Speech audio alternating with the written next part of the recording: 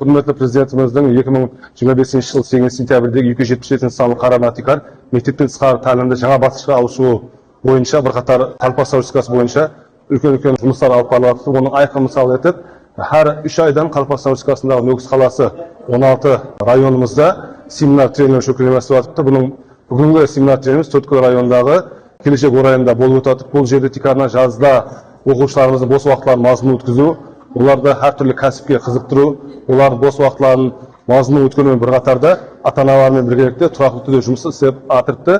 Сондай-ақ бүгінде Қалпақстан Республикасы бойынша 728 дөңгелек тұрақты түрде жұмыс алып барылды. Оған 725 оқытушы, педагог, оқытушы, тәрбиешілер жауап қылынған болып, 21499 оқушы қамтып алынған.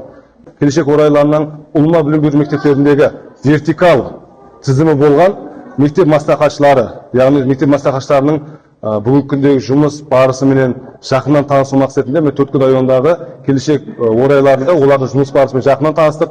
Қала берсем, бүгін сол келешек орайындағы Төрткөл районындағы сол милли аспап, саз аспап өнерлері, милли кесенешілік қол өнерлерін көріп, жүдә қуандық. Сіздер тұрақты түрде істесіп, олардың жаңа Өзбекстанды, жаңа Қалпақстанды елде әр тәліпілмен рауажандыруға келешек орайлары жұмыс істеуге һәм қолымыздағы бар тәжірибені еле ең жайдыруға сөз береміз.